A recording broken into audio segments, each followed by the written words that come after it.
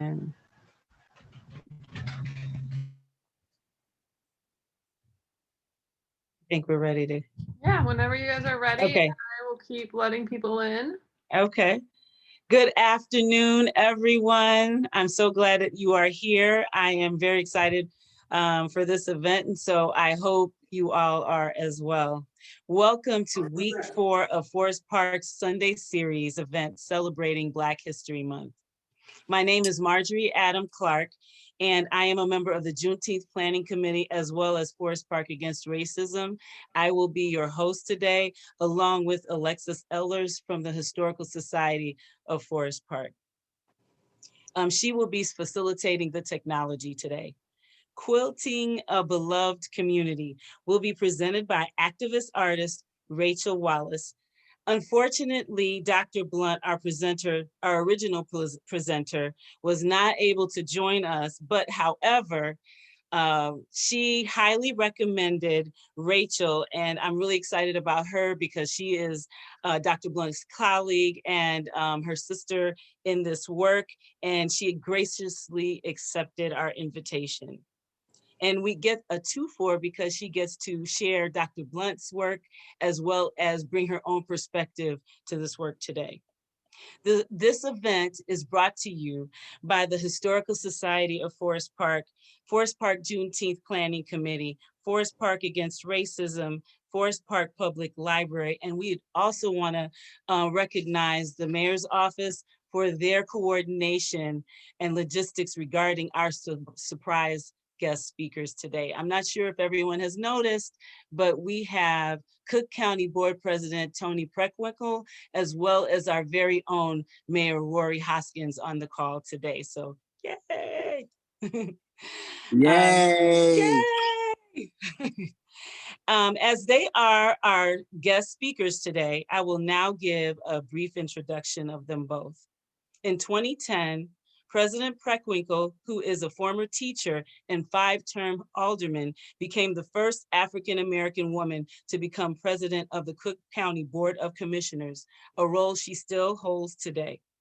In this role, her extensive work throughout both government and the community, advocating for things like universal health care, fair wages, and fairness throughout the criminal justice system.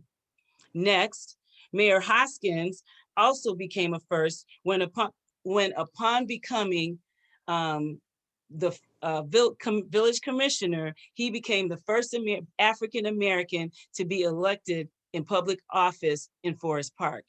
This was followed by him becoming the first African-American mayor in Forest Park in 2019. Like President Preckwinkle, Mayor Hoskins, who is an attorney by profession and a champion of Juneteenth as American holiday, has also done extensive work in our community. His work includes facilitating diversity and equity in all parts of our community, as well as being really a champion in our area for Juneteenth and Juneteenth efforts. So with these initial introductions, I give it to you, Mr. Mayor Hoskins. Thank you. Thank you, Marjorie, and good afternoon to everyone who's with us. It is really an honor to serve as mayor of Forest Park, and it's a double honor to be able to introduce the Cook County Board President, Tony Preckwinkle. Like Marjorie said, President Preckwinkle began her career as an educator, and I think you can kind of see that by the way she conducts herself in public office, leading discussions and tough topics, and often framing her policy decisions. One of the reasons why it's such a pleasure to introduce her, in addition to making history, President Preckwinkle, I believe, is one of the most progressive leaders of a large county unit of government across the country. Her work to reduce the jail population in Cook County is very noteworthy, as well as her efforts to expand the healthcare system in Cook County. And I was particularly pleased when I heard that the Cook County Board had made Juneteenth a paid holiday. I think they did that in December. And when they did that, they became the largest county in the country to recognize Juneteenth as a paid holiday. And that's very significant because it means that it's recognized by, the government body, and that all the decision makers came together to make that decision. And President Preckwinkle made that happen. I followed her career for a number of years, and I know that she's a very thoughtful listener. And she's no stranger to Forest Park. I've seen her here a number of times, whether it's at River Edge Hospital or a picnic at the Park District of Forest Park.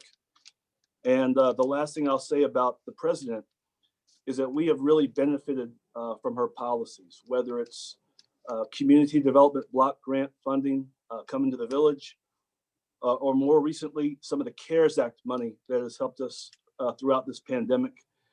And very recently, we were awarded a grant of about $245,000 through the Invest in Cook program that's going to allow us to enhance our recreational infrastructure. So having said that, let me turn it over to the president of the Cook County Board, Tony Preckwinkle. Good afternoon, everyone, and thank you, Mayor Hoskins, for that kind introduction. I appreciate it. It's a pleasure to work with you, and I want to thank you and all of the leaders in your community for their good work in this extraordinary moment for elected leaders in a democracy. We're all challenged by the pandemic and by the economic collapse that, of course, has followed. And we value your partnership, and we're grateful, as I said, for your good work and for all the folks on your team. So thank you. Thank you. Marjorie, I want to thank you for putting this together. As you heard, I'm a history teacher by profession. So I'm always focused on Black History Month, although, as I like to say, Black history is American history. And it's very important for us to remember that. Black history is American history. I want to thank Commissioners Dennis Deere and Commissioner Stan Moore, who pushed to make Juneteenth a paid holiday for county workers. And it's their good work that paid off in December with the passage of our board resolution. So I want to acknowledge them again, Commissioners Deere and Commissioner Stan Moore and Commissioner Dennis Deere for their good work. As a history teacher, I have always been interested in quilts. Actually, I have a couple quilts hanging up in my office, one of which is usually the backdrop for my Zoom meetings. And it's a quilt that was made for me by some of the young people who were my constituents. I went to speak to a special ed class in one of my neighborhood elementary schools. And the students had an art project. And after I spent a couple hours with them, they decided they would make me a quilt. And each student made a square for the quilt. And as I said, it hangs in my office proudly. But I've always loved quilts. The other quilt that I have in my office was made by the Hmong people, that's H-M-O-N-G, in Cambodia. And it's beautiful geometric quilt, as I said, that is elsewhere in my office. So quilting has always been, women's work. And it's a way for women to express themselves artistically as well as provide useful items for their household. It is art that you can put on your bed or hang on your wall. And I have always been a fan of women's work of one kind or another, whether it's Native American pottery, which historically was made by women, or quilts made by African American women. And I'm grateful that you have melded those two interests of mine, African American history and quilt making, in your program today. So I look forward to hearing from your speaker about quilts. I know that quilts made by African American women from the time of slavery told stories. And of course, there's a whole genre of quilts that were made to show people how to escape slavery, where to find stations on the Underground Railroad, and how to get north of the Mason-Dixon line to freedom. So it's a history. It's first of all women's work. Secondly, it's a lot of our history, storytelling, and it also had sort of the political purpose of helping people on the road to freedom. So thank you very much, Marjorie, for bringing us all together, and I'm grateful and look forward to the presentation today. Thank you. Thank you so much, President Preckwinkle. And thank you, Mayor Hoskins, for spending some of your Sunday and sharing your remarks with us today. Thank you so much. We're happy to have you. And now I am going to introduce to you Rachel Wallis. Rachel is an activist who uses art in her organizing work. and an artist who engages in the issues of racial and social justice. As a community-taught textile artist, her work spans the divide between fine art and craft. She believes that traditional textiles techniques, particularly quilting, can provide a fertile platform for creating both dialogue and understanding around complex ideas and issues. According to Rachel, quilting has a rich history in diverse communities. For generations, quilting has created spaces for women, as President Preckwinkle communicated, as well in a space where women can support each other and organize. Rachel also believes that community quilting allows us to tackle overwhelming subjects. She, like the legacy of violence in the Chicago Police Department, the impact of incarceration on families, or the relationship between global slave trade and the textile industry. As the slow process of stitching occupies our hands and slows our minds, it forces us to travel from the general to the particular. The meditative act of embroidering a name, a place, engenders the kind of radical empathy that I think a beloved community works for. And with that, Rachel. Thank you so much for that introduction, Marjorie, and thank you for everyone for having me today. Thank you, President Preckwinkle. I love that you have a quilt by Hmong quilters. One of my favorite things about them is that there's a large Hmong refugee population in central Pennsylvania, and a lot of them have gotten jobs working for Amish quilters. So a lot of the hand stitching you see in Amish quilting on the market was actually done by Hmong refugees, which I think is just fascinating and one of the many things I love about quilts.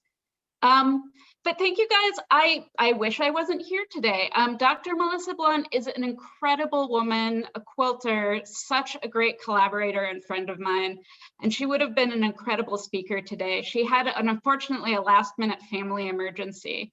So I'm happy to fill in for her. I'm going to talk a lot. This talk was definitely influenced by her, but I recognize that I've got big shoes to fill in. But this is a subject that's really close to my heart. My work as a quilter, as an organizer, has been deeply influenced by Black women, both throughout history, Black women writers, and also my collaborators and quilters I've worked with. So I'm excited today to be able to share a little bit of their work with you today. If you have questions while I'm talking, feel free to drop them into the chat. I'm going to give a little bit of a presentation on some of the history and artists we're talking about today. Then I'll give us a more specific embroidery instruction on what we're going to be doing today to work on this community quilting project.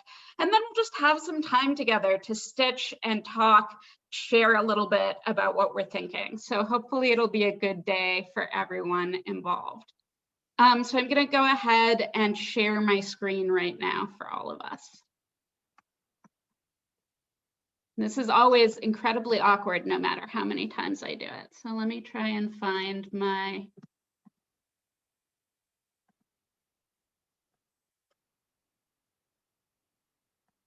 presentation.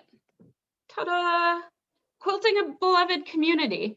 That's such a great title to walk in here with, because that is in many ways what quilts do. They've always been a method of sort of binding and growing and enriching community between people. If you think about why we make quilts, we make them to celebrate births. We make them to celebrate weddings. We make them to remember people that we've lost. So quilts have always been this, this tool for binding us together, for growing our families, to show love to others, to give warmth and comfort, and to show that we've spent time really working with our hands and our hearts, creating something beautiful for another person. And that history goes back not only on the interpersonal level, but on the larger community level.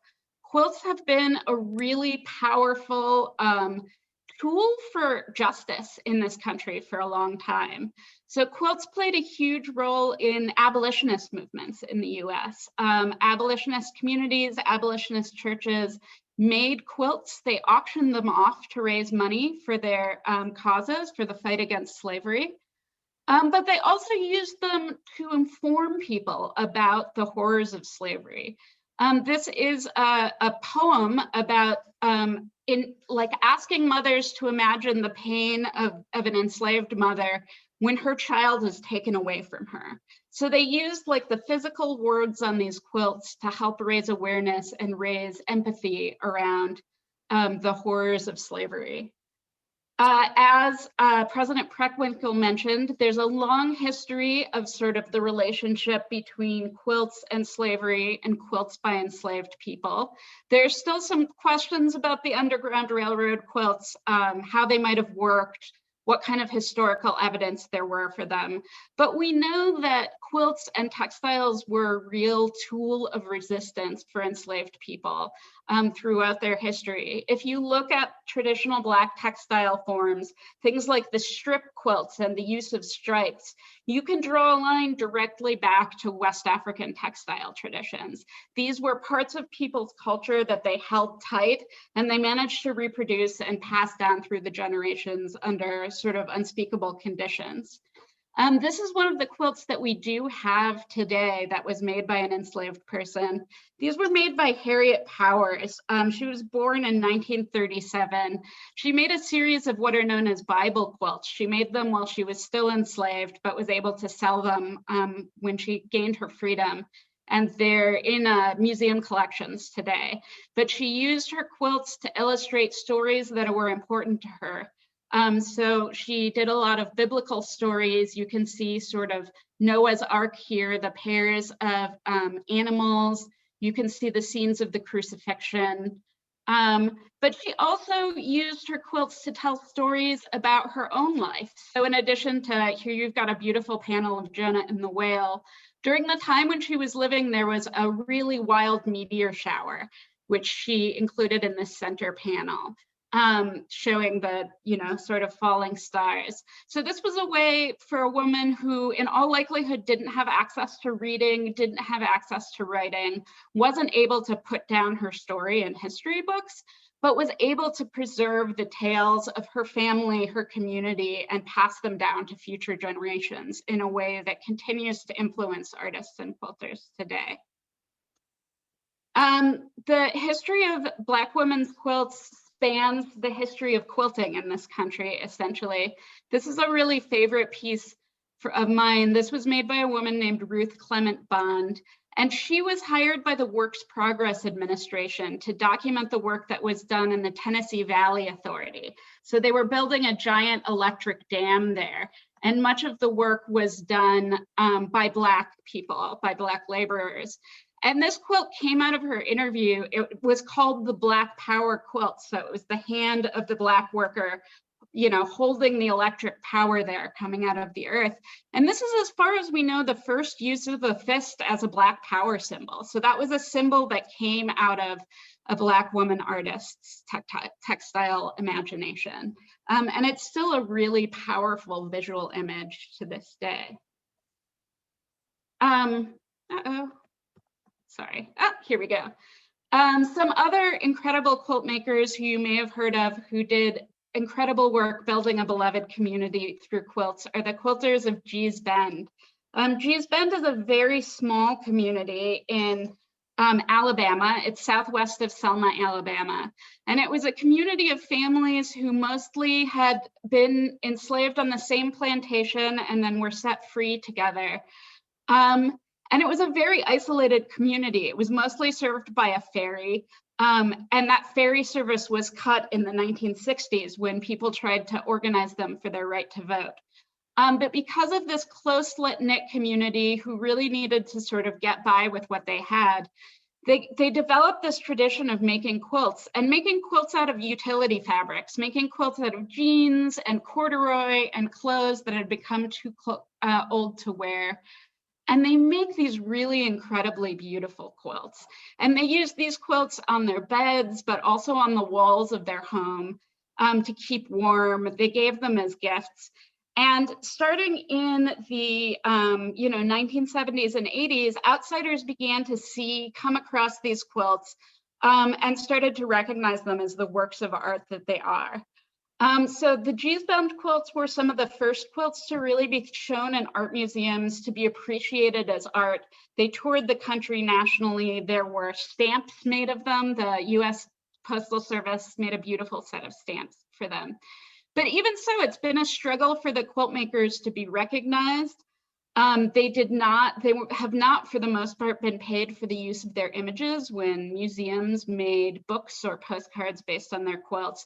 They're still struggling right now to reclaim the intellectual property rights to their work. You can now buy, they just got an Etsy site like this month, so you can now buy their quilts directly from them on Etsy, which is incredible. But they also teach workshops in their communities and they travel to teach it. And Dr. Blunt has traveled to several of those workshops, and her quilting is really influenced by the quilters of Geesbound. And if you hear her talk about her work, she'll always talk about them singing hymns and spirituals as they sew together as a community. Quilting does have a really incredible history in the fine art world as well. This is a quilt by Faith Ringgold, another one of the most famous sort of fine art quilters. And Faith was originally a painter and a textile artist and has been making these beautiful mixed media quilts that tell the stories of Black women, of the Black community. I love this quilt because it's a quilt of a quilt, right? It's an image of a quilting bee painted onto a quilt. But she captures these everyday scenes or makes quilts inspired by music or by books or by plays. And really is able to tell these evocative stories through text and images on her textiles. And she is still at work. She's been making quilts during the pandemic about the Black Lives Matter movement, and she's still making sort of really engrossing, fierce textile work. And since she's in Chicago right now, I had to mention Bisa Butler. She has an exhibit at the Chicago the Art Institute in Chicago, and she is just, I'm trying to see if I can move this little bar out of the way so you can appreciate her work in its entirety. She's just an incredible quilter. She takes images out of Black history, old photographs, archival images, and she recreates them in quilts using bright, vivid colors and West African fabrics. And she infuses her work with joy and with dignity and with celebration and with life, and really brings these sort of historical moments to life. This show is up through September, so hopefully we'll all be able to get vaccinated and go see it before it comes down. But she's another artist who's really doing sort of fresh new work in the art of quilting, but that connects back to this long cultural and artistic history. We've also got a lot of really incredible, and nationally, the work of quilting is being used to have these social justice conversations. So this is a quilt that was made by members of the Social Justice Sewing Academy. That's an organization in California that was founded in 2017.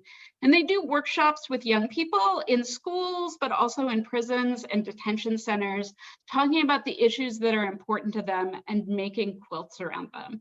So this was from a series of quilts that they made about reparations and talking about the links between slavery and incarceration, privatized prisons, and the sort of prison industrial complex.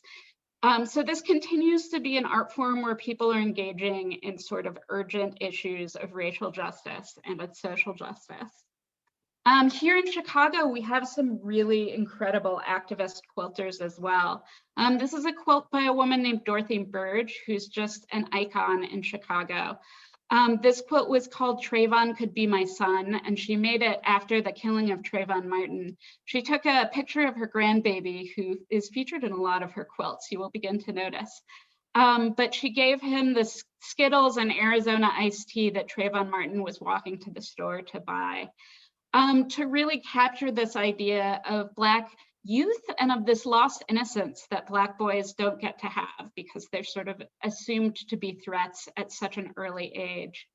And this is a really powerful quilt. She was able to present it to Trayvon's parents, and they signed the back of it. They were really honored by this work. She's done a lot of work, beautiful portraits around the issues of prison and criminal justice. This portrait, Free Centoya, Stop Human Trafficking, was made about a woman named Centoya Brown, who was imprisoned at a very young age after she killed her rapist and trafficker, trying to escape to freedom. And Dorothy has been an advocate. She was recently granted clemency and is free now, but has been working to support her and other women and girls and trans folks who have become incarcerated because of actions they took for their own survival and to protect their lives. I also just love this portrait. It's of Alice Kim, who's a wonderful activist in Chicago by her own right, holding a sign that says, "Without your help, Ronaldo Hudson will die in prison." And it's about the fight after the abolition of the death penalty in Illinois to address the people who have been essentially sentenced to death by incarceration, who are serving life sentences without the ability for parole. And so you can really see, again, Dorothy is taking this warm, this loving art form and using it to sort of get our empathy, to have us think about people who we might not automatically think of as our loved ones or as families, but to invite us to feel love for them, to care about their lives as much as we would care about the people who we might make a quilt for. And then, of course, Dr. Melissa Blunt is another incredible quilter in Chicago who I really have to talk about here. Melissa has, among many other projects, done what you can see in the background here, which was a witness quilt for women and girls, Black women and girls who died from violence in Chicago. She used this project, hosting quilting circles, to really have people think about the lives of Black women and girls. As we talked about police violence and the killing of Black men, she really wanted to also talk about the way that Black women and girls often bear the brunt of all of these unjust systems, whether that's white supremacy, whether that's racial violence, whether that's interpersonal violence, whether that's misogyny. So she had people make quilts to honor individual women and girls in Chicago who had died through interpersonal violence. It's a really powerful quilt, and the circles were really powerful moments to sit down together as a community and sort of think about the lives that had been lost and what we could do to change the systems that caused that to happen. And I'll be showing a little bit more of her work in a minute. But I also wanted to show a little bit of my own work around sort of quilting a beloved community. So in 2014, a young man named Dominic Franklin was killed by the Chicago Police Department after he was arrested for shoplifting. And Damo, as he was known to his friends, was an organizer. He was involved in restorative justice work in Rogers Park. He was really beloved by his friends and his community. And they came together after his death to talk about what they could do. It was such a senseless act, and they really wanted his life and his death to mean something. So when they were sort of talking about his death and the organizing around it, they came across a group called We Charge Genocide. And they were formed in the 1960s by Black activists and artists. And their goal was to bring a petition to the UN, arguing that state and police violence against Black people had risen to the point of being considered genocide in the US. And if you look through the original We Charge Genocide petition, you can see the arguments and the information being put forward sounds just like what we were talking about in 2014, 2015 with the Black Lives Matter movement and what we're talking about today. So We Charge Genocide held a series of public hearings. They did research. They talked to young Black people about criminalization and police violence. And they put together a report that they presented to the UN as well. So this is a photo of the founders of We Charge Genocide testifying before the UN. And their work was really incredibly powerful. So I approached them as a quilter who sort of cared about these same issues, and I asked them if they would be interested in working with me to create a memorial quilt for people who had been killed by the police in Chicago. And out of that collaboration came a project called Gone But Not Forgotten.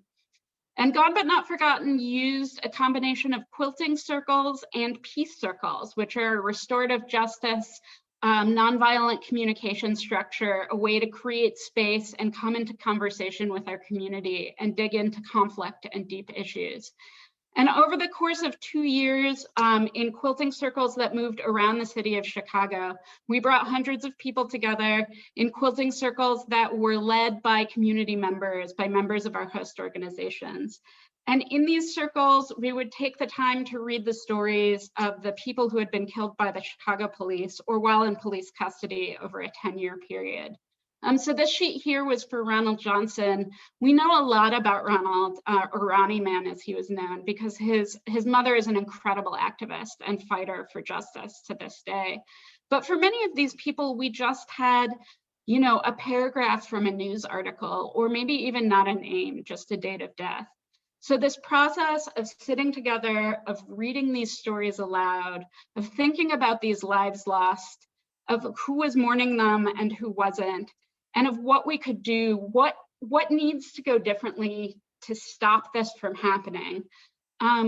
We came together as a community, not only to mourn, but also to organize.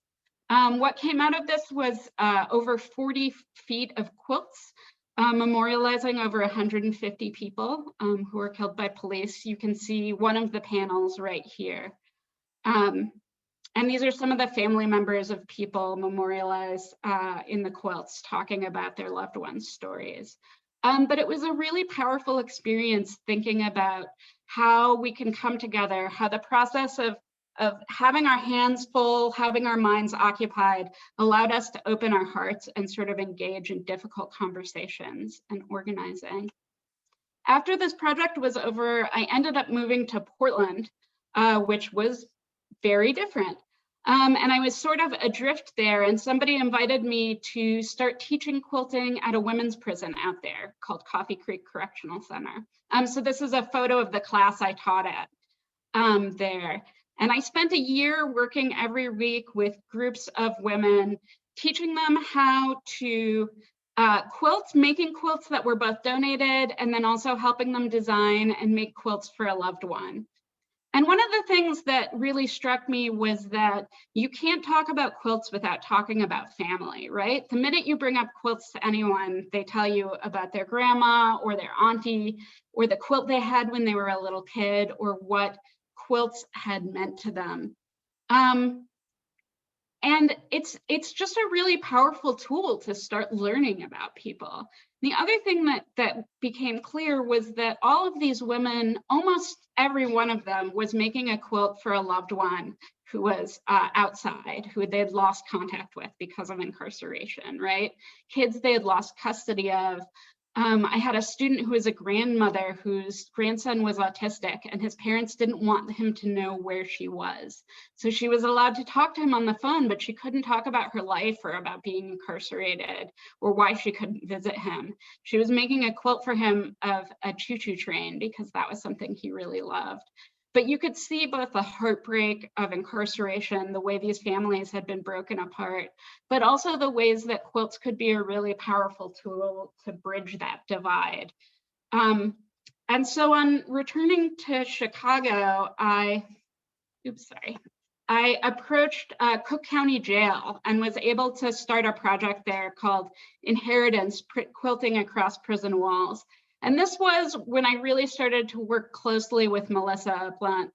I'm not a therapist or psychiatric professional. I have personal experience with trauma, but I knew that when talking to people who were incarcerated, who had experienced a lot of violence about their families and the experience of being separated from them, that a lot of emotions were going to come up. So I reached out to Melissa as both a quilter and an activist and a therapist to teach this class with me. So we collaborated for 6 weeks working with students in Cook County Jail. Because we weren't able to bring any sewing supplies in, we really focused on storytelling. So working with the women to tell the stories of their families, what they had inherited from previous generations, and what they wanted their children to inherit from them. And then each of the students designed a quilt. So you can see some of the designs here. And these are my students. This isn't all of my students, but it's a photo from a film festival that they coordinated out of Cook County Jail, and about half the people in this picture were in the class. It's really hard to get photos inside jails and prisons, so this is the only photo I have of my students from this time. But so we gave their designs to volunteer quilters outside the prison and sort of saw it as a collaboration, right, between this volunteer quilter and the person who designed the original quilts to make these quilts and to send them to their loved ones as a gift from their family member on the inside. So you can see some of the absolutely beautiful creations that came out of these collaborations. And it was an act of love between two people who had never met before, but had a lot of trust and were thinking about each other and were supporting each other in this way. Just really, really beautiful work. But it's important, you know, when I'm working on quilting a beloved community, I don't just want to work on these interpersonal relationships, on these relationships between individual women on the inside and their families.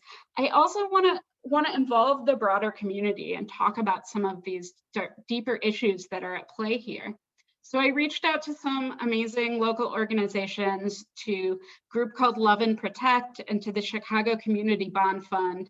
And they helped me bring together these quilting circles where, again, we came together as a community to talk about incarceration, to talk about family separation, and to think about what we could do as a community to sort of fight mass incarceration and reunite families. So people in the quilting circles embroidered the writing of some of my students, the answers to their questions, what did you inherit, or what would you want your children to inherit from you? So this one is really heartbreaking. It says, I had my mother's smile, her dimples, and her beauty. She looked like she was 14 when she died at 35. And this was Tina, one of the students. And we put these embroidered pieces together with blocks based on the quilts that the students designed. So again, this beloved community expanded beyond just the individual students and the quilters who made the blocks, but then also the volunteers who sewed the writing in these circles. And we were able to make something that's sort of a physical message of love and of the importance of family that could exist outside of the prison walls. So I'm gonna take a brief break here and see if we have any questions before I move on to the next session of our day. We're going to be talking a little bit about the quilting project we're doing together. If you have questions, feel free to either drop them into the chat or to raise your hands. If not, no worries, I can talk indefinitely. I'm very caffeinated right now, so. I was just going to jump in and say the We Charge Genocide was also, Paul Robeson was involved in that, and we are doing a Paul Robeson program next Sunday at 3 o'clock. So kind of it all ties together. It all ties together. And We Charge Genocide ended up dissolving after a couple of years as an organization, but it gave birth to groups like BYP 100 and Assata's Daughters, who are still at the forefront of the movement for Black lives across the country. So it was a really powerful experience for everyone who was involved. How long does it take to learn how to quilt? And from what year was the Black Power quilt are two questions we have so far. The answer to how long does it take to learn how to quilt is a lifetime or not that long. There are a million different ways to make a quilt, a million different quilt designs that go from very simple to very complicated. The only thing that makes a quilt is that it's 3 layers held together by thread. Usually that's fabric on one side, cotton batting on the inside, and fabric on the outside. But really that inner layer can be anything. If you go back to the Great Depression, you see quilts that were stuffed with newspapers, with rags, with old clothes. And you also, I know an elder quilter from Louisiana who, when she was a child, they would pick Spanish moss off of the trees and dry it out and use those to stuff the quilts that they made. So you can make a whole cloth quilt that was just 2 pieces of fabric with some batting and stitching, tying it together. And even if you weren't much of a sewer, you know, you could learn to make that in about a week. But there are people making incredible works of art as quilts. So there's really there's really a wide range of options, and there are some great opportunities to learn to quilt in the Chicago area. I know the Hyde Park Art Center has incredible quilting classes running regularly, as does Lil Street Art Center, where I used to teach. And the question about what year was the Black Power quilt from, let me duck back into my notes real quick, because I want to say the 1930s. I don't have an exact year for that, unfortunately. But the woman who made it is Ruth Clement Bond, and I'll type that in here, and you can look up the rest of her work from that project. Oops, sorry, I sent that as a direct message. I'll send that to everybody. You can look that up if you want to see more of her work. So the idea of this project today was to make a quilt that could represent our own beloved community, the community of Forest Park, the sort of greater Chicago community, and come together, especially to honor Black women and girls and the things that they've given to our lives and our history. So I was inspired today by one of Melissa's projects. She's really here in spirit, if not in person. So I'm going to share my screen again and pull up some pictures from her Instagram feed. So last year for Black History Month, she did a project called the ABCs of Black Girl Magic. So it was a project of both public education, but also her own education, really looking at Black women and girls throughout history who had made an impression. I'm just going to show a couple of them here, but her Instagram handle is Being Blount. You can see it there on the screen. So you can see she has all of them with explanations up on her Instagram. But I think it's a really great jumping point to start our stitching today. We can look at a couple of these. So A is for Assata. Assata, who's the namesake of Assata's daughters as well, was an activist, a Black Panther, and a Black feminist writer and speaker whose work has inspired a lot of generations of activists. You can see here, E is for Ella Baker, who was a civil rights and human rights activist. It's such a classic photo of her with her glasses and her microphone. I is for Ida B. Wells Barnett, a Chicago legend who was a Black journalist who really exposed the violence of lynching to a nation that was trying not to pay attention to it at the time, and really put her own life and safety in danger in order to both write about and work against lynching. We have L is for Lucy Stanton. She was the first African-American woman to graduate with a 4-year degree from Oberlin College. She was an abolitionist and a feminist activist as well. I just have a couple of more. Nora Douglas Holtz. She was the first African-American to receive a master's degree in music from the Chicago Musical College. And then something a little bit more current, T is for Tarana. So Tarana Burke is an activist. Right now, she began using the phrase Me Too to talk about sexual violence and gender-based violence, and has been really crucial to the conversation about sexual assault and about centering the sort of lives and experiences of Black women and girls in those conversations. So if you go to Melissa's Instagram, I can drop the link into our chat there. You can see a whole lot of other ideas ideas for inspiration. You can also, I think we can also think about Black women and girls in our own lives, right? So who are some of the people who have inspired us, who have influenced us, who we look up to or we think about? And we're going to create a quilt that sort of honors them, that recognizes them, that can be a piece of Forest Park history that lives on into the future. So I decided for my own example today, I would honor Melissa, because she is, you know, one of my sheroes here. So if you give me a second, I'm going to set up my camera phone so you can see what my hands are doing. And it always just takes me a minute to set up. So, nope. Sorry. You know, I do this like every week when I teach sewing classes, and every week I'm never entirely sure if it's going to work. So you would think at some point in the pandemic I would get good at this, but it has not happened yet. So as I'm doing this, you can think about, is there a Black woman and girl you'd like to honor?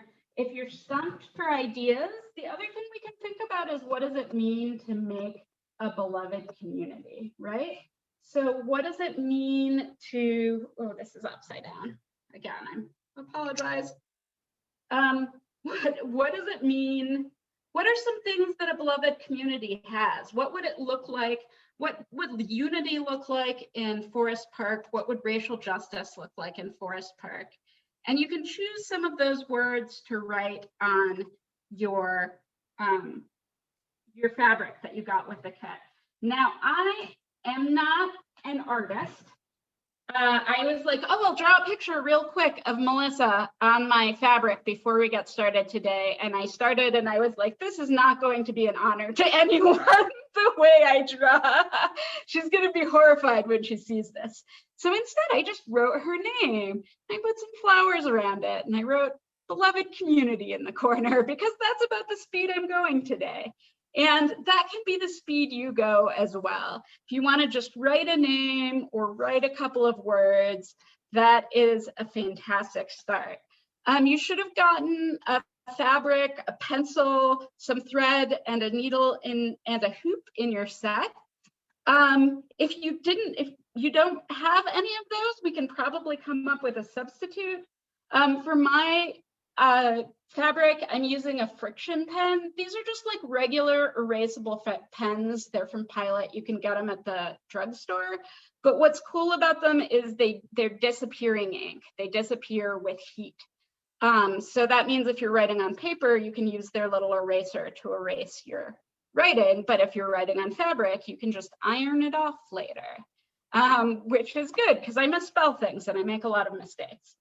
But even if you just do it with a regular pencil, with a colored pencil, your thread covers a lot of mistakes, right? So everything's going to be covered up by thread here. You don't have to worry about your sort of wonky writing. So you want to go ahead and write whatever you're going to write on your piece of fabric with your pencil real quick. And I'll talk a little bit about what we're using today. One of the things I love about embroidery is that it's really cheap. It's very portable. If we ever get to leave our houses again, it's great to take on buses or the train or on planes. So what you have in your kit is a embroidery hoop. These come in both wood and plastic. They all work basically the same. And these cost like under $5 if you wanted to buy another one. Or get some more. You have embroidery floss. Yours is still in the packaging and it comes in. Mine has been wound onto these little plastic bobbins for storage. But again, this is, I think, 60 cents a skein at Joann Fabrics. So you can do really incredible things with very little supplies. If you do this and you love it, you can keep going indefinitely with your embroidering. So once you have your words written on your fabric, you're just going to take the two pieces of your hoop apart. So you're going to see one of them has a screw on it and one of them is just a round circle. And you're going to take your round circle and slide it underneath your fabric.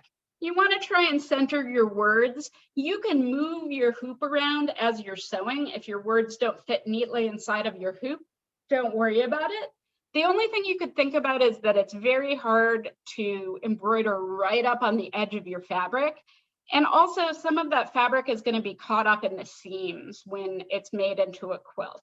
So you want to try and leave a couple of inches around your image, but otherwise go wild. You can always add more to it once you get started and see what's possible. And then we're going to take our other hoop, we're going to unscrew it a fair amount so it opens a little bit bigger. And we're just going to place it on top of our hoop underneath so that our fabric is caught in between them. And we're going to tighten it up. And you want this to be nice and taut, a little bit like a drum. So someone is asking, what size should our designs be? And I think that's pretty open. Alexis, do you want people to use their whole sheet of fabric that they got, or what's your thinking about that? Fine. Like you said, just so there's a little, maybe an inch or two around the edges so that we can sew it together, a little seam allowance. But yeah, people should feel free to fill it up or whatever they're feeling. And also, we'll be doing this together, and then you'll have time after the fact to continue if you're getting into it, or like you want to go get more different colors or something, because I know everyone just has black, so feel free to keep going with it too. One thing I can tell you is that bigger is easier than smaller. So if your impulse is to write really small so you don't have to stitch that much, you are not doing yourself any favors. A nice big letter is a lot easier to sew than a tiny letter. So you just want to keep tightening your bolt and sort of tugging on your fabric around the edges till you've got a nice tight piece of fabric, right? It feels a little bit like a drum. And you don't have to stretch it so that it's totally stretched out of recognizable shape. But the tighter it is, the easier it's going to be to sew on. Tighter is better than looser. And as you're sewing, it's going to loosen up. So as you notice that it's getting looser, that your fabric is a little bit floppier, you can just pause and tighten your screw and tug your fabric a little bit. It's also always going to be a little bit looser up here at the top of your hoop, just because there's a little gap there.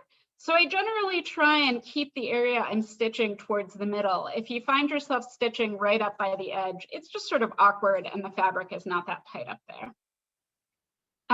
So the next thing you're going to do is grab your thread, and you want to cut off an arm's length of embroidery floss. So we all have different size arms. Don't worry too much about that. But an arm's length, whenever you're sewing by hand, is a good rule of thumb.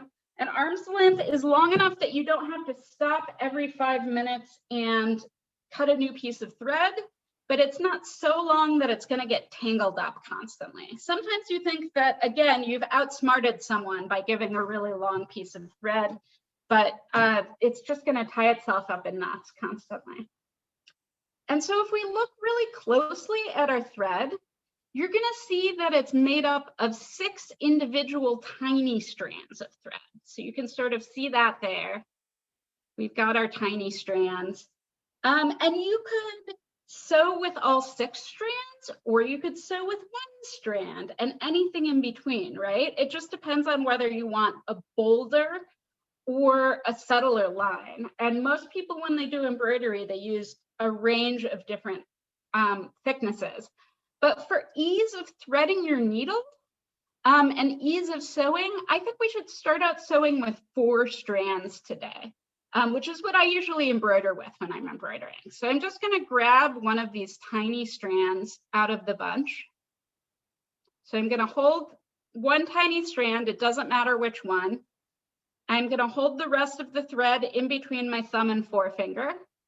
And then I'm just going to really gently pull that strand out, and it should just come all the way out you can set it aside, you can throw it away, or you can save it like I do in the hopes that I will use it again someday. And then it just turns into a big rat's nest of thread in the side of my sewing box, and I eventually throw it away. So I'm going to do that a second time with another thread. I'm just grabbing a single thread, pulling it gently all the way out. So now we can see I have 4 strands here lying next to each other. It's going to be a little bit easier to thread my needle that way. So you can grab your needle. You can do this with any kind of needle as long as you can thread it, right? So you can get embroidery needles that are really thick, that have big old eyes, that are really easy to thread. You could do embroidery with a tiny needle and just like a single piece of thread. But I'm just going to go ahead. It can help a lot to lick your thread and then sort of flatten it between your fingers. This is the reason why I don't teach in person during the pandemic, because I cannot sew without putting things in my mouth. It is very unsanitary. But so we're just going to go ahead. We're going to thread our needle. If you're trying a lot and having a lot of trouble threading your needle, try snipping the end off and so that you've got a nice clean edge. Because sometimes your little threads will get frayed, they'll start going out in all different directions. So cutting a fresh end will make it easier to thread. So you've gone ahead and threaded your needle. We're only going to tie one end. So if we look at my whole thread here, we can see that the shorter end of my thread is going to be loose. It's going about halfway down the length of my thread. And I'm just going to tie a knot in the long end. And the nice thing of embroidery is it's not like the seam in your pants, right? It's not holding clothing together. Nothing is pulling against it. It really just wants to hang out. So you could get away with not tying a knot at all. You could just tie one knot. I'm going to tie a double knot just, to make sure here, but you really don't have to, because every stitch we make in our embroidery is like a knot, and it's going to hold the embroidery in place every time. So don't worry, like your thread is your knot is too small, your stitches will come out. They don't want to come out. And then you're just going to start, and you can really start anywhere on your design. I usually like to start at the beginning of the first letter because that just makes sense to me in my mind, but you can, start wherever you want. You always start on the back side of your stitching because that is going to hide your knots from view. So the front will be nice and clean and the back will be really messy. And you just want to poke your needle up at the beginning of one of your lines. So you can see there, I'm doing it at the very top of the Melissa. And it can help, at first you're going to have to do a lot of different poking around to find the right space. Can help to put your finger down so you can sort of feel where your needle is and help guide it through. I am only knotting one string, so we're not doubling it up the way your mom taught you to like sew on buttons. You only want one string knotted. And that's because it makes it much easier to take our needle off. If we make a mistake, we can just slide our needle right off, pick out a couple of stitches, and then put our needle back on again. So it's a lot easier to sew this way with only one end knotted.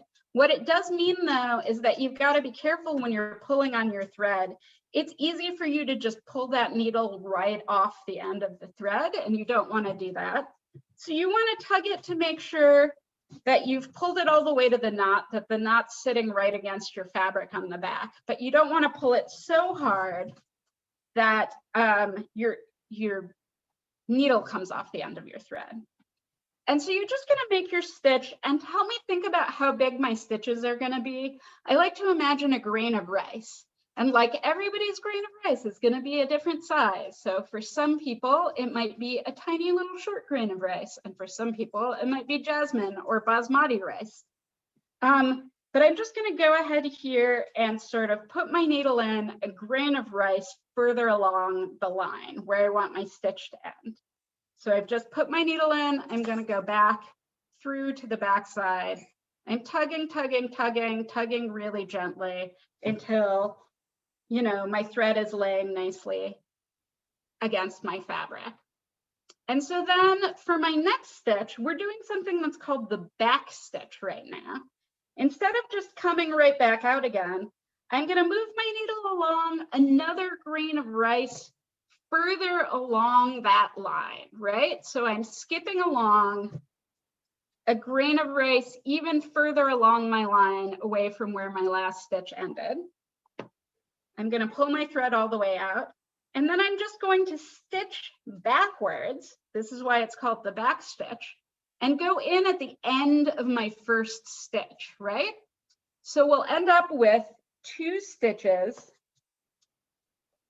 that are just butted up against each other, end to end. And for each stitch, we're going to do the same thing. We're going to jump another grain of rice even further along the line to where we were before. And then we're going to stitch backwards to where our last stitch ended. And this is going to give us a nice solid line of stitches. Now, when I get down to the bottom of my M for Melissa, I'm just going to travel along the back of my fabric to where the next place I need to stitch is going to be. So I'm just going to go ahead and come back up here to the top of the M. This is going to leave a line of fabric along the back of my, a line of thread along the back of my fabric, but it would be really hard to stop and knot off every time we needed to move to a different spot on our embroidery. So I'll like knot off and cut my thread if I am traveling a really long distance. But if I'm just traveling from one area of a letter to another, or from one letter to the next letter, I will not cut my thread because nobody has time for that. We're busy people. We have embroideries to finish. So I'm just going to go ahead each time, moving forward about the length of a grain of rice, coming out through my fabric and stitching backwards to where my last stitch ended. And you'll notice when you're doing curves, you oftentimes your stitches will get a little shorter to make those curves soft and not sort of blocky.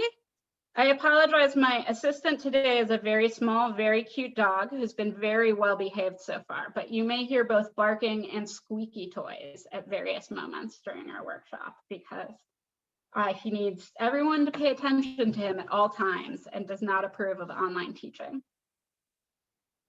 So this is the back stitch. It's really simple. You know, one of these things, embroidery is one of these things that seems really complicated, but honestly, you could only know this one stitch and make any design in the world, and you would be fine. The first like 5 years I embroidered, I only knew one stitch, and I did a lot of embroidery. Because all embroidery is just making marks, making lines like we're drawing or we're painting. So how is this going for you guys? I want to take a break from talking for a minute. We can practice our stitches. And I was wondering if anybody wants to share what name they're doing or a word, what they're practicing their embroidery with and why for the rest of the group. Is there anybody who'd like to share? I'm going to put this back on gallery view. Anybody who'd like to share what they're doing? I'd like to share. So I'm going to embroider the word joy, just because I think, you know, in this time, I think, you know, just focusing on joy and bringing some positive energy, being a conduit, I would say, is so I'm focusing on joy. So I did what you asked me to do. I separated everything. I'm still a bit stuck. Okay. So I'm going to wait till everything is over and have my moment. I don't want y'all to see it. So there is also no shame of asking younger people with better eyes to thread your needle for you. We all have different strengths. I have definitely reached a point. I went to the optometrist this year and I was like, I think I need glasses. It's getting hard to thread a needle. And she was just like, you're 40. That's what happens. Your eyes are just going to be like this for the rest of your life. So, would anybody else like to share their inspiration or what they're working on so far? I will. I don't have video. No worries. But this year I was very inspired by Amanda Gorman's inauguration speech, as were I'm sure many people. But I'm going to use the last abbreviated last 3 lines for there's always light if only we're brave enough to be it. And I'll put her name and probably the date on there. And if I'm extra ambitious, I might do like a hill as well. That is awesome. I really love that. Have you embroidered before, or is this your first time? I have. My grandmother taught me embroidery and cross stitch when I was about 11, and I'm 35 now, so I've been doing it since, and I mostly cross stitch, but I do the occasional embroidery. Well, this should be a breeze for you if you're used to cross stitching, because you only have to stitch the words and not the entire picture. Yes, and it's much larger than my current project as well, which is 28 count fabric. Oh, man. Anybody else like to share what they're working on?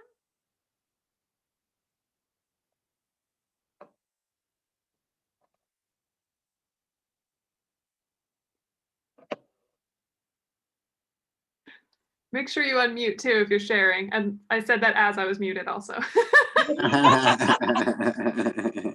I don't have anything to share today, but I will make a commitment to go back and learn. My grandmother and mother all did quilts and stitching, and they're out of Louisiana.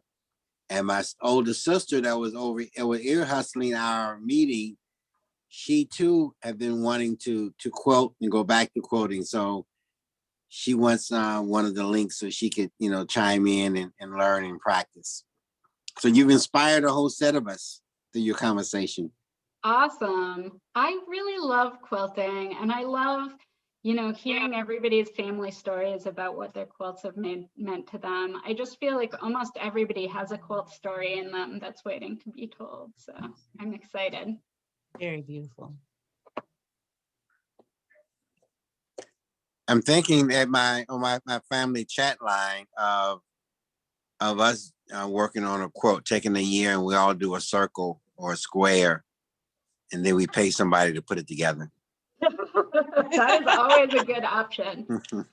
One of my close friends made a quilt for her grandma's 60th birthday that was supposed to be all the family members making a square. And they gave it to her for her 75th birthday because that was how long it took to get squares from everyone. So it can take a little while sometimes, but it will eventually get done if you stick to it. I see a hand up from Maria. Do you want to share what you're working on or a little bit of your quilt stories? Maria, did you not realize that you put your hand up? Maria's up. No, it wasn't your hand. It was my hand. It was just sitting on top of your picture. Sorry to call on you like that. Sometimes people can raise their hand on Zoom. But Colette is actually raising her hand. That was not my hand this time. I think I just remembered to unmute myself. So I'm pretty new to the Forest Park area. I moved here just October before everything shut down in March. And so I had just a few months of exploring the area before being in my house most of the time. So I do love my house and haven't gotten to explore a whole lot else. But my background is in public education. I was an assistant principal for 20 years in North Carolina. And now I also do museum work. And I've done a fair share of quilting, both on my own and in groups. I first started doing some quilt group with another group of people for breast cancer survivors. And we actually put a call out to other states. I lived in North Carolina at the time, and we ended up with 37 squares from different states that we put together in a quilt, and we raffled it off then, with the proceeds going for breast cancer awareness. And then we did have one special year that we did in 2012. We did a voting themed quilt, where we spent some time working with the middle schoolers at my school talking about voting rights and how important that was, and expanded that. And we did a red, white, and blue colored quilt that year. And we actually I wrote a letter and sent quilt blocks to all of the candidates that year. I actually got a signed block back from John McCain and one from Barack Obama that were on the quilt. And we raffled that one off. That one was brought in a lot of money. So I like doing, and haven't done for quite some time, these group quilts, but I think I was just waiting till today to get a little bit of direction to see if there were recommendations or suggestions of what the quilt block can or should look like or should say, just if there was an idea of kind of making it cohesive, or whether it's really up to everybody individually what they want it to look like or want it to say. Well, it sounds like you would be a great candidate to help Alexis organize the quilting process. I think we have just volunteered you for that. I would be glad to. I haven't been able to join much of anything or make friends or meet much of anybody since I've been here. So that would be a nice way to share a bit of experience. I wouldn't say that I'm professional in any kind of way, but share a bit of experience. You know, it's so funny when it comes to quilts. People always want to like play down. I'll ask people if they're quilters and they'll be like, no, I'm not a quilter. I mean, I've made quilts, multiple quilts, and I have a quilting circle at my church that I go to every month, but I'm not a quilter. And you're like, no, you made a quilt. You are a quilter. You now have skills you can teach other people. So, You know, I was going to jump in. Colette, back to what you were going to ask. I'm thinking that we should each create something that comes from ourselves, and that it should be something organic, you know, from our heart. What beloved community would look like in your estimation and mind. I like what you said earlier before we got started, Rachel, like what tree or what plant could Forest Park represent. So it's just, you know, I just love to hear or see what we come up with, kind of exploring this idea of a beloved community. Okay. What do you think, Rachel? I think that sounds lovely. Unfortunately, I am no longer a member of your beloved community. I moved to Columbus, Ohio last year.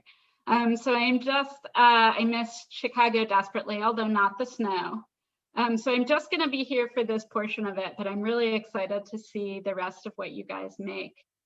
And I see Catherine does really have a hand up this time, and it was not just me. I do. I wanted to say that I am a quilter, so sewing machine and skills. But I've injured my hand at Christmas, so I'm not much of an embroiderer at this point. So I'm happy to help with putting things together, or even making a quilt block out of quilting fabrics, but the embroidery is going to be a little tough for me. So if you need help with anything, let me know. That sounds great, Catherine. And it really, you know, it takes a village to make a quilt. Jill, did I see, did you raise your hand or were you just sewing? So I thought it would be polite if I spoke. So much easier to sit quietly, but thank you so much for being here. And this is very cool and very exciting. And Alexis, I've always wanted to tell you how much I love the quilt behind you. That's very nice. But I am not going to do a word. I'm going to there's a house plant, you know, T. Zabrina. Inappropriately, it's called a wandering Jew. I have tons of them, and I feel like it's the right connection for you know, both our home and a plant that comes from far away, and we get to take care of and nurture. So I'm gonna do just a little house plant for my square. That's awesome. Kalila, I see a hand up from you and from your small person. Yes, hello, I'm Kalila, and this is, tell them your name, please. My name's Anya. Yes, and we we want to say thank you to you all for putting this on. We're enjoying the time together and creating together. So you can see here a little bit of what we've done together. We're gonna do we have our B started. We're gonna write Black Boy Joy, along with kind of along the lines of Marjorie's Joy. Anya is the joy of our lives here in this house, but so many Black boys are just so important and special to us. So that's what we're doing. Thank you. I love that. And I know Melissa will love it too. So I'm going to show you guys one more stitch. We've got about 10 minutes left, but you can make a line, and now I want to show you how to color in a shape. Because between these two, you can do just about anything. And again, I apologize for the squeaky noises and dogs running around behind me. He has been very good, all things considered, but his patience is running out. So you can see, if we look at my piece here, I just outlined a leaf here with the same back stitch that we were doing. And you don't actually have to sew in your outline. I just like to do it because it gives me, I tend to find that my stitching is more even if I have an outline already stitched in. But what I'm going to show you here is a satin stitch. So with a satin stitch, they're just long stitches right next to each other that you use to fill in a shape. So I'm just going from just outside my stitching to just outside my stitching on either side, and going all the way around in the back. And I'm just trying to get each of these strands of thread to lay right next to each other so that they just fill out this leaf, and I've got solid color all the way across it. So you can start to see that starting to build. There are a couple of rules with satin stitch. You can't make your satin stitches too long, or they'll just get all weird and floppy once you take them off your hoop. So you don't want your satin stitches to be longer. I think about an inch, and that's really pushing it, is about as long as you can make your satin stitches go without them getting sort of floppy. The other rule to satin stitch is that we're going all the way across and all the way around on both sides of the fabric. And when you first start doing this, it can feel really wasteful. So you can see my leaf is all filled in on the back side, the same as the front side. And you might think to yourself, like, that's wasting twice as much thread as I actually need to use. Why don't just go back and forth and back and forth? But if you go back and forth and back and forth, it's really hard to get your threads close together. You tend to have more spaces between the lines of stitching. And also having that extra layer of stitching on the back of your fabric just makes your satin stitch kind of poofy. It gives it this nice sort of three-dimensional look that I really love. So basically, once you have a back stitch and a satin stitch, you can make and fill in almost any shape you can think of. And I'm gonna send you guys a couple of links in the chat to great resources for learning about embroidery. So if you want to learn some more stitches, there are a ton of stitches you can learn from home. But basically, if these are the only stitches you know, you can still do a lot with them. So yeah, do we have, in the last couple of minutes, does anyone want to share either their piece that they're working on, or what sort of, how quilts or textiles have played a part in your beloved community? I can. Go right ahead. So, I'm doing that. I'm doing the saying, "Am I not a woman and a sister?" That was used by women in the abolitionist movement in the 19th century. You see that idea of Black men asserting their manhood from the abolitionist era to now. But then the women were also saying, hey, well, what about me? And that's just kind of the message I think of, that, you know, the mothers, the friends, we talk that we need to see the people who are suffering as a result of, say, police violence as part of our community. And so I've got the words, and then I'll figure out what else it needs later. That's really powerful. Thank you. And I'm dropping into the chat here. DMC Embroidery is a really great, it's the company that makes most of the embroidery floss that we're using. But they have some quick tutorials. And then I will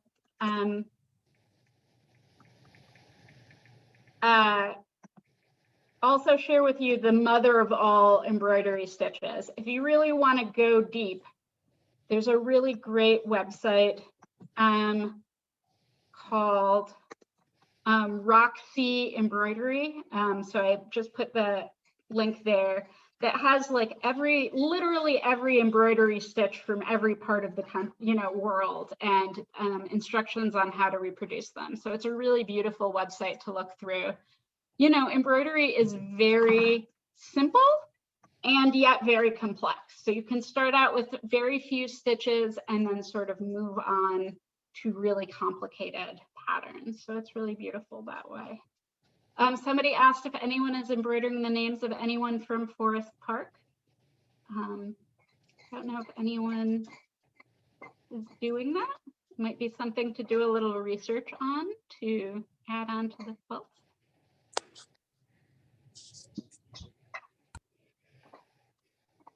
Is there, oops, go ahead, Alexis. I was gonna say, and just in regards to community quilts, the Historical Society has a quilt that we believe for a long time was the Chamber of Commerce. I think it's from 1929.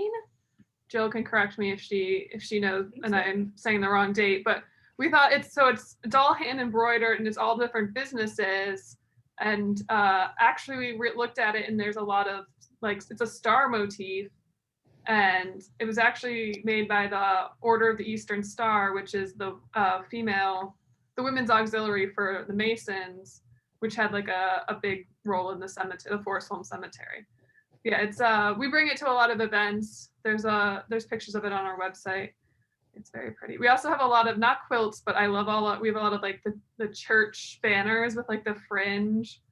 I love those banners.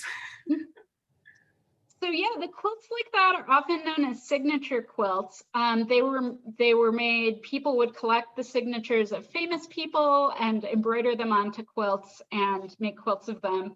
But they were also great fundraising projects for churches, for towns, for communities, where you would make a donation, and for that amount of donation, you'd be allowed to sign the quilt or have your name in a block of the quilt. And then the whole quilt would end up raising money for a particular parish, or if your minister was moving to a new town, to send them along. There's a great book called Soft Covers for Hard Times, Quilts of the Great Depression, that has some really incredible community quilts in it that I absolutely love, and that I lent to someone, and I don't know who, but I may just have to give in and buy it again.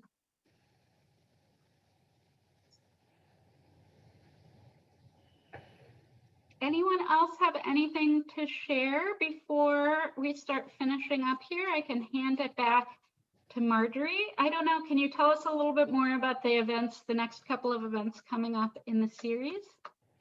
So we actually have only one more event. Sadly, this was a lot of fun. And that's our Paul Robeson event, A Renaissance Man with Maui Jones. He is a very strong activist in our community. So that should be really, really exciting. So please make sure you sign up for that. It's happening Sunday, February 28th at 2 p.m. So sign up for that. Additionally, we have a drawing to win a Forest Park Against Racism t-shirt. So you can go to our website, or rather Forest Park Library's website, and register to win that. As well as please sign the petition to make Juneteenth a national holiday. There's this woman, Opal Lee, she's 94 years old, and she is fighting for this, and we want to help her get to 2 million signatures. We're at about 1.5 million. So if I think if we at least, all of us join in, it'll make a tiny dent. So yeah, so please sign that petition. It's also on the Forest Park Public Library's website. As additionally, I think we all echoed, you can bring your panel, your original panel to the Forest Park Public Library. I think we agreed to March 15th, Alexis, March 15th. You haven't, okay, March 15th, you can bring your panel up till then. And we are going to make our Unity quilt, yay! So I'm excited about that. And let's see, what else do we have to talk about? Rachel, thank you so much. Thank you. You were amazing. Dr. Blunt called you her sister girl. And so that's everything. And so thank you so much, your expertise. I learned a lot. I really learned a lot. It was very powerful, especially the Trayvon Martin piece. That was really powerful for me. So thank you so much for that. And I loved what you said, that we each have a quilt in us. I love that. So I'm gonna take that with me. I might have to borrow it because yeah. So I wanted to just share, thank you for your very important work in bringing all of this here to Forest Park. I like what you said about radical empathy. I thought that was very powerful. And it made me think about, I think we had a short conversation about radical hospitality. Forest Park is known as a very welcoming community. So, to kick it up a notch, radical hospitality, I think that would be great. And then I'd also like to thank our sponsors, because without our sponsors, this would not be possible. So I'd like to thank Avenue One, Forest Park Bank, as well as River Edge Hospital. I also like to thank our community partners, Historical Society of Forest Park Juneteenth Planning Committee, Forest Park Against Racism, Forest Park Public Library, Forest Park Review, and the Mayor's Office. And I'd like to, before we finish, there's a couple of quotes that I'd like to mention. Some giants that I love. Shirley Chisholm, she said, if they don't give you a seat at the table, bring a folding chair. And Dr. Martin Luther King, our goal is to create a beloved community. And this will require a qualitative change in our soul, as well as a quantitative change in our lives. Thank you so much for spending some time with us. This was so wonderful and awesome, and I hope you all have enjoyed it as much as I have. Thank you so much. Rachel, thank you. Alexis, no problem. Thank you. I want to add one last thing, sorry, that I just remembered, which is I mentioned that you can take quilting classes at the Hyde Park Art Center. They're pay what you can. But Dorothy Burge, who made the Trayvon quilt, whose quilts we looked at, is going to be an artist in residence there. I think starting this year. So she may be also teaching classes there, or at least be having events that you can go. So I really encourage you guys to meet her. She's really incredible. And thanks so much for having me here today. It's been really a pleasure. Thank you so much. Bye, guys. Bye-bye.